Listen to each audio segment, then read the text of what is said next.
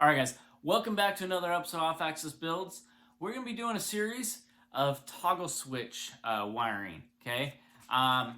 When I was starting to wire up Night Owl, I realized I was showing you guys how to do it, but not going into a lot of detail, okay?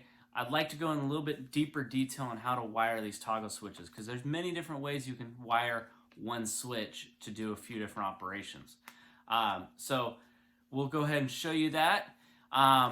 I'm going to do a series of 6 different videos. We'll do a 2-pin, a 3-pin, 5-pin, 6-pin, 7-pin, and then also an 8-pin, okay? So stay tuned for each one of those guys. Check them all out. Remember to like, comment, subscribe. Hit that little bell for upcoming notifications because you'll get notified of my newest video.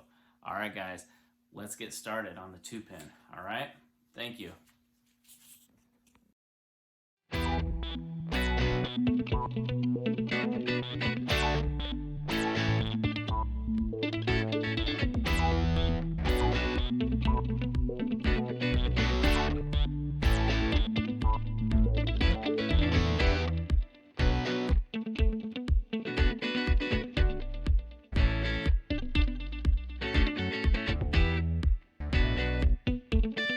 Alright guys, welcome back to another episode of Off-Axis Builds.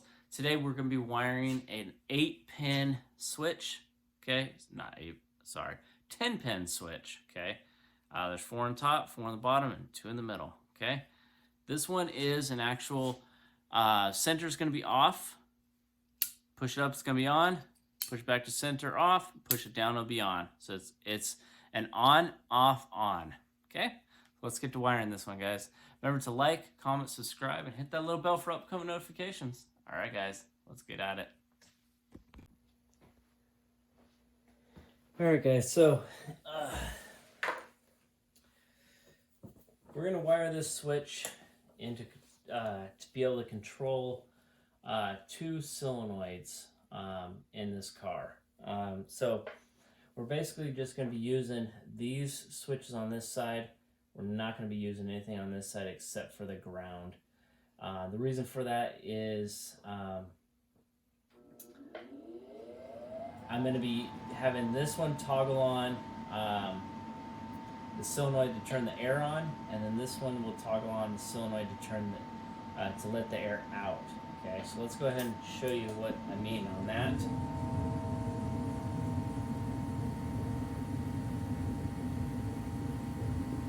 Okay, so then we'll also have, let's call this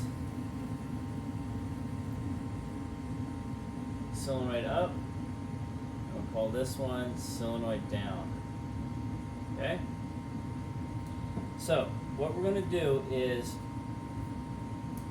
this one's actually going to be power coming in, okay? And then this one will be, this one will be for the light, okay, and then this one will be for, this one will be for this light, okay, this one will be for this light, okay. Now, this one will be for this light here, and this one will be for the other light, okay, so we're going to want to tie in those 2, okay, and then we're going to tie in those 2. Meanwhile, this one is where the power comes from the battery, okay. Now on the opposite side, we're going to tie these 2 together, and they're going to go to the ground, okay. So let's go ahead and wire that in, and I'll show you exactly what I'm talking about. I have some pigtails already made, so let's go ahead and find which one is the power from the battery. Fill that in here on the floor. Okay, so we're just going to go ahead and put this one in the center. Actually, let me get you guys on camera. Alright, so let's go ahead and wire that up. I already have a positive coming from my battery. I'm going to plug that into this center one here. Okay. We're going to take one of these and we're going to plug into the top. Okay. Okay, and then we're going to pigtail it over to the second one from the bottom. Now the switch already turned on. Okay, and then we are going to take the second pigtail, which would be the opposite one. We're going to plug that into this bottom one. Down there.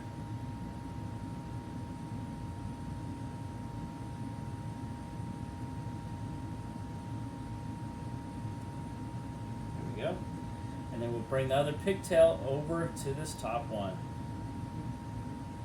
Now, as of right now, we'll get both working. However, I don't have any power here. Okay? So we need to ground out this opposite side. I have a ground wire here. We're just gonna put one on this one right here. Okay? And we're gonna jump over to the bottom one. And all that does is make it to where when I turn this switch on to go up, I know that I have power on that one.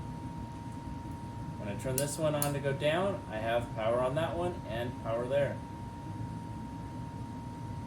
Pretty straightforward. I'm not sure exactly what these three would be used for. I guess probably, let's see here. Let's just play around with it.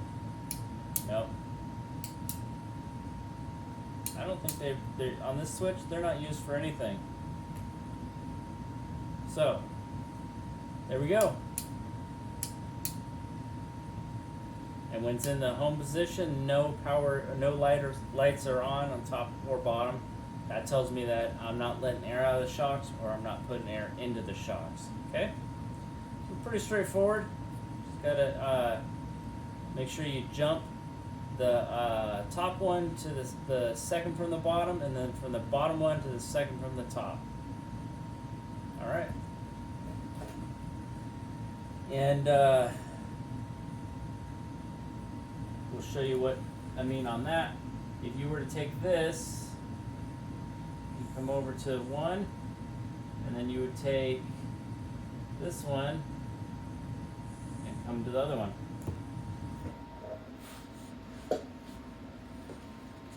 Okay? And then obviously you're going to take the second lead from here, come to the ground, second lead, come to the ground. All right.